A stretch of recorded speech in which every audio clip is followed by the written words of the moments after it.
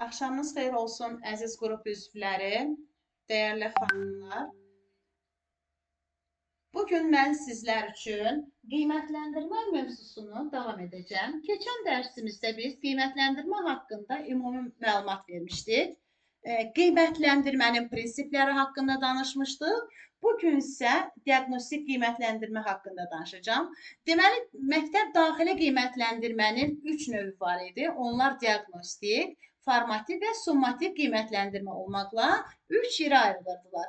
Deməli, necə ki, həkim xəstəyə diaqnoz qoyursa, həkimə gedəndə bizdən soruşurlar ki, nəyəsə əsəbləşməmisən ki, deməli, ilkin diaqnoz qoyurlar da burada. Bizim əhvalımızı soruşurlar. Biz də şagirdin sanki bir halından xəbərdar olmaq istəyirik. Ona diaqnoz qoymaq istəyirik. Ona görə də diaqnostik qiymətləndirmə elə ilkin səviyyənin müəyyənləşdirilməsi, şagirdin ilkin vəziyyətini ortaya çıxartmaq üçün aparılan bir qiymətləndirmədir. Bəs diaqnostik qiymətləndirmə nə vaxt aparılır? Diaqnostik qiymətləndirmə dərs ilinin yarım ilin əvvəlində aparılır. Çünki dərs ilinin əvvəlində birinci yarım il olur, həm də ikinci yarım il əvvəlində də aparıla bilir. Deməli, dərs ilinin yarım ilin əvvəlində də aparılır. Baxın, bəhsin bölmənin əvvəlində aparılır bu. Əvvəli bəhsin bölmənin əvvəlində yox idi, amma indi hər bəhsin, hər bölmənin əvvəlində diaqnostik qiymətləndirmə aparıla bilər və şagird bir məktəbdən başqa məktəbə keçdikdə, bir sinifdən başqa sinifə keçdikdə diaqnostik qiymətləndirmə aparılmalıdır ki, şagirdin səviyyəsini müəyyənləşdirək və ona necə yanaşacağıq, onu ortaya çıxardaq və diaqnostik qiymətləndirmə nəyə dəstək olur? Yəni, biz diaqnostik qiymətləndirməni aparmaqla nəyi inkişaf etdirmiş oluruq? Deməli, diaqnostik qiymətləndirmə müəllimə strategiya seçməyə kömək edən qiymətləndirmədir. Diaqnostik qiymətləndirmə şagirdin diferensial yanaşmağa dəstək olan qiymətləndirmədir. Sizə sual verilsə ki, şagirdin diferensial yanaşmaq üçün, diferensial yəni fərdi yanaşma idi də, individual yanaşmadır, yəni özəl yanaşmadır. Şagirdə diferensial yanaşmaq üçün müəllim hansı qiymətləndirməni aparmalıdır? Əlbəttə ki, deyəcəksiniz ki, diaqnostik. Çünki biz şagirdə necə yanaşacağıqsa, şagirdi yoxlamalıyıq ki, ona biz necə yanaşaq? Bəlkə ən güclü tərəfindən başlayacağıq. Bəlkə güclü eləyəcəm bu şagird heç üzündən oxumağa bilmir, vurma cədvəlini bilmir. Ona görə də deməli biz şagirdə əgər diferensial yanaşmaq istəyiriksə, fərdi individual yanaşmaq istəyiriksə, mütləq diferensial yanaşmaq üçün diaqnostik qiymətləndirmə aparmalıyıq. Və müəllimə strategiya seçməyə kömək edən qiymətləndirmədir. Nəyə görə? Çünki müəllim diaqnostik qiymətləndirməni apararaq biləcək ki, hansı iş formasından istifadə etməlidir, hansı iş üsulundan istifadə etməlidir, hansı resurslardan istifadə etməlidir. Çünki ola bilsin ki, müəllim düşünür ki, bunu aparacaq, bu iş üsulunu aparacaq, uşaq zəifdir, yəni effektiv olmayacaq. Yəni, məsəl üçün deyək ki, elə sinif var ki, baxırsan ki, orada fərdi yox, qrup işi daha yaxşıdır. Deməli, müəllim şagirdin diaqnostik etməklə biləcək ki, hansı strategiyadan, hansı yollardan, hansı üsullardan, hansı vasitələrdən istifadə edəcək. Deməli, diferensial yanaşmağa kömək edən qiymətləndirmə diaqnostik qiymətləndirmədir. Müəllimin strategiya seçimə kömək edən qiymətləndirmə məhz diaqnostikdir. Bəs biz diaqnostik qiymətləndirməni niyə aparırıq? Şagirdlər artıq nəyi bilirlər və şagirdlər nəyi bilmirlər? Sanki biz salam əleyküm edirik də şagirdlərə. Ay şagird, adın nədir? Yəni diaqnostik şagirdi sinifə, yəni belə stressə salan qiymətləndirmə deyil. Valideyni stressə salan qiymətləndirmə deyil. Sadəcə şagirdi biz tanımaq üçün, ilkin onun haqqında məlumatlı olmaq üçün. Yəni o nəyi bilir, nəyi bilmir? Digər şagirdlərlə müqayisədə hansı səviyyədədir? Bax, bunu ortaya çıxara bilir. Yəni biz deməli şagirdlərimizin yəni bir-birindən yəni bu şagirdi digərinə necə fərqləndirəcəyimizə baxırıq. Bəs diaqnostik qiymətləndirmə harda yazılır? Əlbəttə ki, şagirdin məktəbli kitabçasında yazıla bilir. Diaqnostik qiymətləndirmədə hansı üsul vasitələrdən istifadə olunur? Diaqnostik qiymətləndirmədə BİBE üsulundan müəllim istifadə edə bilər, testlərdən istifadə edə bilər, diaqnostikin sual-cavabla da apara bilər, tapşırıq verməklə də apara bilər. Yəni, tapşırıq vermə odur ki, orada test yoxdur da açıq tipli tapşırıqdır. Yəni, şagird özü işləyir. Əslində, diaqnostik qiymətləndirmə testlə aparmaq o qədər də effektiv alınmır. Çünki şagird yəni ya ondadır, ya bundadır deyib belə atıb yaza bilər də. Ona görə biz şagirdin halından xəbərdar ola bilmirik. Ona görə tapşırıq verməklə daha gözəl olur. Məsələn, müəllim istəyir ki, şagirdlərin nitq hissələrindən diaqnostik eləsin. Bu zaman qarışıq sözlər yazıb deyə bilər ki, isim nədir, A qrafasına yazın, sifətləri bir qrafaya, feilləri də digərinə yazın. Və yaxud da sadə düzəltmə mürəkkəb hərəni öz yerinə yazın. Yəni, bunun birində təxmini yazsın, ikisində yazsın. Yəni, o qədər təxminlər ola bilməz. Ona görə də ABC testlərdənsə, yəni, tapşırıq verməklə diaqnostik eləmək daha effektiv alınır. Yəni, şagirdi biz daha yaxşı tanıya bilirik. Ona görə də diaqnostik qiymətləndirmə sual-cavablarla daha yaxşı ola bilər. Deyirsiniz ki, bəs sual-cavabla necə eləyək? Yəni, biz həmişə sual-cavabla apara bilərik. Xeyr, bəli, belə sual-cavab bu bir üsuludur. Amma yarım ilin əvvəlində, bəhsin bölmənin əvvəlində biz hər şagird üçün ayrı-ayrılıqda diaqnostik vərəqlər hazırlaya bilərik. Amma hər bəhsin bölmənin əvvəlində isə ümumi diaqnostik suallar hazırlayıb onlardan şifahi olaraq istifadə edə bilərik. Məsələn, bugün biz təbiət mövzusu haqqında dərsə daxil oluruq və orada baxırıq o mövzu var, yəni o bəhsdə o mövzunu əhatə edən suallar hazırlaya bilərik. Bir 10-15 dənə sual hazırlaya bilərik və suallar bizim yəni öz portfolyomuzda olur və gələn olanda da mən təbiət mövzusundan bu sualları diaqnostik etmişəm və yaxud tutaq ki, qəhrəmanlar mövzusundan əsərləri bundan istifadə etmişəm. Ona görə də hər bəhsin, hər bölmənin əvvəlində aparmaq lazımdır. Baxaq görək, bu bəhsdən, bölmədən şagird nə dərəcədə xəbərdardır? Yəni, bəs bu bölmə haqqında nə bilir, nəyi bilmir? Ona görə də, deməli, diaqnostik qiymətləndirmə, dediyim kimi, tapşırıq vermələrlə, testlərlə, sual-cavablarla, yəni müxtəlif yollardan istifadə edərək diaqnostik qiymətləndirmə aparıla bilər. Bəs diaqnostik qiymətləndirmənin tapşırıqları, yəni təkrar olaraq müəllim onu şagirdlərə işlədə bilərmi? Bəli, işlədə bilər. Deməli, amma sonra işlətdiyi ikinci dəfə o diaqnostik hesab olunmur. Yəni, müəllim, deməli, ilk öncə diaqnostik qiymətləndirmə keçirirsə, həmin diaqnostiki, yəni əsl diaqnostikdir və o sağlamdır. Amma, yəni, təkrar olaraq bəhsin bölmənin sonunda bir də istifadə etmək olar. Amma da o diaqnostik hesab olunmur. Çünki şagird onu bir dəfə görüb, bəs bunu niyə edirik? Yəni, summativə hazırlıq kimi şagirdi daha da biraz düşündürmək üçün, daha da başa düşməsi, ortaya çıxarmaq üçün. Yəni, bəli, təkrar olaraq diaqnostikin sual və tapşırığından biz yenə də istifadə edə bilərik. Diaqnostik qiymətləndirməmiz haqqında bu qədər idi. Deməli, biz indi keçid edək. Biz növbəti qiymətləndirməmiz formativ qiymətləndirmədir. Ona diqqət edək. İlk öncə formativ qiymətləndirməyə keçməzdən əvvəl, deməli, formativ qiymətləndirmə haqqında ümumi belə bir məlumat vermək istəyirəm ki, deməli, formativ qiymətləndirmə bir zaman formalını deyirdilər. Yəni, güya bu qiymət nədir ki, formallıdır. Xeyr, əslində formallı demək deyil o formativ olması. Yəni, formalaşdırıcı qiymətləndirmədir. Yəni, formativ qiymətləndirmə formalaşdırıcı qiymətləndirmədir. Yəni, müəllimin ən gözəl işini ortaya qoyan qiymətləndirmə deyərdim ki, formativ qiymətləndirmədir. Yəni, formativ qiymətləndirmə formalaşdırıcıdır. Yəni, formativ qiymətləndirmə çevik qiymətləndirmədir. Nəyə görə çevikdir? Çünki dəyişkəndir. bugün yaxşı olan sabah zəif ola bilər. Dünən zəif olan bugün yaxşı ola bilər. Deməli ona görə çevik qiymətləndirmədir bu.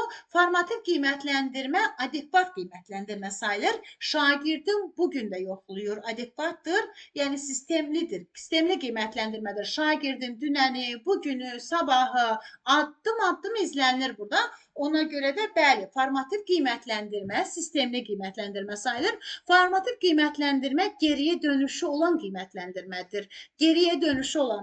Yəni sən geriyə yaxşıdır, bugün zəifsən, yenə yaxşı ola bilərsən və yaxud da sən zəif idin, bugün əgər oxumadın, yəni oxumağın buraxdın, yəni oxumalısan. Yəni geriyə dönüşü olan qiymətləndirmədir bu formativ qiymətləndirmə.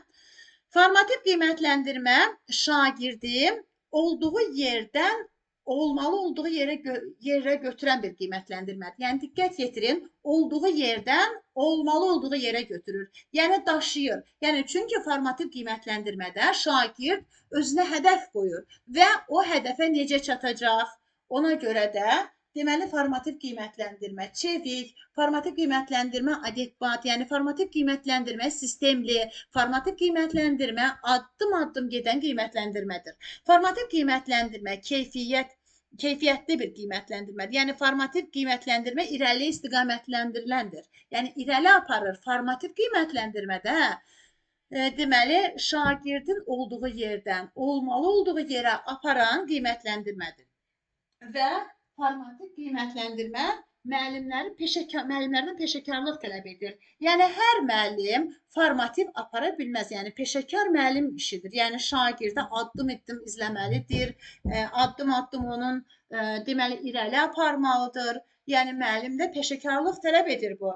Hər müəllim formativi düzgün apara bilmir. Apara bilərlər, amma düzgün yox. Formativ qiymətləndirmə təlimin mərkəzində durur. Nəyə görə? Çünki əvvəl diaqnostikdir, sonunda summativdir. Mərkəzdə dayanan nədir? Əsl o canı dildən, qanı dildən çalışan qiymətləndirmə formativ qiymətləndirmədir.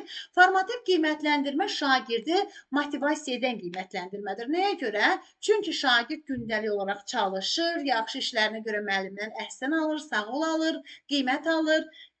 Yəni qiymət deyənə konstruktiv rəy alır. Yəni bu da nədir? Bu da şagirdi motivasiya edir. Yəni formativ qiymətləndirmə məqsədə çatdıran qiymətləndirmədir. Çünki dərsin əvvəlində təlim nəticəsi qoyuruq, məqsəd qoyuruq və formativ sayəsində çatırıq. Çünki mütəmadi olur axı.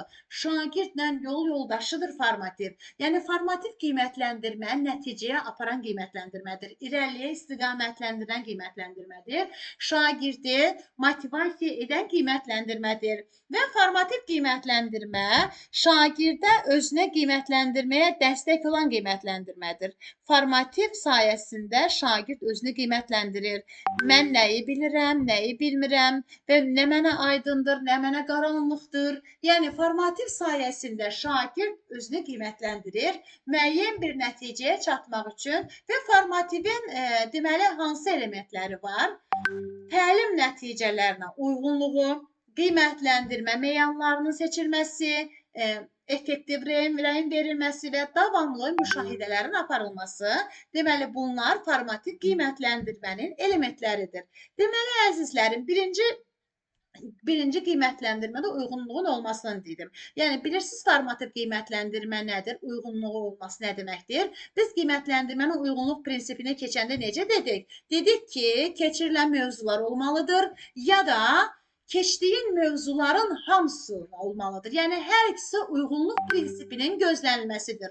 Ona görə də qiymətləndirmədə, formativ qiymətləndirmədə əsas nədir? Qiymətləndirmə meyarlarının uyğun olmasıdır. Yəni, daha doğrusu təlim nəticələrinə uyğun olmasıdır. Yəni, nəyi keçəcəmsə, onu qiymətləndirim, uyğun olsun. Sonra dedik ki, qiymətləndirmə meyarları, yəni bir şagirdin bacarığını yoxlayacağım, oxu bacarığını yoxlayacağım, məsəl üçün, bacarığını yoxlayacağıq, hesablama bacarığını yoxlayacağıq. Deməli, qiymətləndirmə meyarlarının olması, bu da formativə aiddir. Baxın, burada effektiv reaksiyalar var. Yəni effektiv reaksiyalar burada müəllimin şagirdin verdiyi rəylərdir. Məsələn, burada konstruktiv rəy deyilir. Növbəti dərsdə danışacağam bu haqqında. Yəni müəllim şagirdin verdiyi rəy konstruktiv rəy olmalıdır. Yəni ən sonda isə davamlı müşahidələr aparılması. Baxın əzizlərim, biz diaqnostikdə şagirdi müşahidə edə bilmirik. Diaqnostikdə ilkin tanıyırıq. Amma formativ qiymətləndirmədə biz o ki var, onu müşahidə edirik. O ki var, ondan yanaşı gedə bilirik. Yəni addım-addım gedə bilirik, izləyə bilirik. Deməli, formativ qiymətləndirmənin hansı elementləri oldu? Təlim nəticəsinə uyğun olması, qiymətləndirmə meyarlarının olması, konstruktiv rəyin verilməsi və davamlı müşahidələrin aparılması. Yəni, formativ qiymətləndirmə elə bir qiymətləndirmədir ki, şagirdin bunu sizə belə Lori dilən izah edim ki, deməli, formativ diaqnostik qiymətləndirmə tanışlıqdır. Deyirəm, ay uşaq, adın nədir? Kimin uşaqsan? Tanıyıram da bunu. Amma formativ qiymətləndirmə onu alıram artıq ağışıma, yəni mən uşağı bəsləyirəm. Yəni yedizdiririk olar da. Məsələn, bəsləyirik savadla da bunu ye, bunu öyrən, bu cavabı ver, bəsləyirik biz bunu. Formativ qiymətləndirmə sanki şagirdi bəsləyən qiymətləndirmədir. Artıq summativdə nə edirik biz? Keçəndə deyəcəm. İndi deyəcəm ki, görüm. Məsəl üçün, amma indi summativdə deyirəm, daha İndi summativə çatanda elə bil ki, sanki biz uşaqlarız tərəziyə çıxardırıq. İndi deyirəm ki, məsələn, uşaqlar, çıxın görüm tərəziyə, neçə kilo gəlirsiniz, nə qədər, yəni, nə qədərdir sizin çəkiniz? Artıq burada, yəni, baxın, nə diaqnostikdə ölçmə yoxdur, nə formativdə yoxdur. Amma müəllimin, baxın, summativdə amma qiymətləndirmə, yalnız qiymətlər, baldır, qiymətdir, yalnız summativdə olur. Bu qiymətləndirmə ya formativdə olmur, ya yadınızda saxlayın, ya diaqnostikdə olmur. Mütləq şəkildə bu summativdə olur. KSG-də, BSG-də. Bəzən səhvən müəllimlər bal yazırlar, yazanlar olur. Amma bu, onlarda yazılmır. Diaqnostikdə, formativdə ballı rəqəmli qiymətləndirmə deyil. Yəni, diaqnostik qiymətləndirmədə də meyar yazılır, formativdə də meyar yazılır. Növbəti dərsimizdə deyəcəm o meyarlar necə olur, şagirdin məktəbli kitabçasında necə yazılır. Yəni, burada əsas məsələ nədir? Bu elementləri diqqətli yadda saxlayacağıq. Deməli, qiymətləndirmə təlim nəticələrinə uyğun olması, yəni təlim nəticəsinə nə qoyuram? Yəni, formativin də ona aid olması, yəni təlim nəticələrinə uyğun olması, qiymətləndirmə meyarlarının olması, meyar nədir? Ölçüdür də. Yəni, təlim nəticəsindən çıxır bu da. Qiymətləndirmə meyarlarının olması, effektiv əks əlaqə. Yəni, müəllim-şagird əks əlaqəsi olmalıdır. Yəni, burada sən hansını səhv bilirsən, səndən heç nə olmaz. Yəni, bu rəylərdən söhbət getmir. Çünki rəyi növbəti dərsdə keçəcək. Yəni, effektiv rəyin verilməsi, ən sonda isə davamlı müşahidələrin aparılması olur. Deməli, əzizlərim, ona görə də formativ qiymətləndirmə öyrədici qiymətləndirmədir, çevik qiymətləndirmədir, irəliyə istiqamətlənən qiymətləndirmədir. Amma diaqnostik isə ilkin qiymətləndirmədir, şagirdin ilkin səviyyəsini ortaya çıxaran qiymətləndirmədir. Yəni, deməli, biz burada danışdıq, diaqnostik və formativ qiymətləndirmə. Dedik ki, məktəb daxili qiymətləndirmə 3 yerə ayrılırdı. Diaqnostik, formativ, bir də summativ qiymətləndirmə idi. Summativ də özü ayrılıqda 2 yerə ayrılırdı. Kiçik summativ və böyük summativ qiymətləndirmə. Deməli, digər hissəsini də konstruktiv rəyin verilməsi, summativlərdən danışarıq gələn dəfə, beynəlxalq qiymətləndirmədən də gələn dəfə danışarıq. Hələlik bu dərsimiz bugünə bəs edər.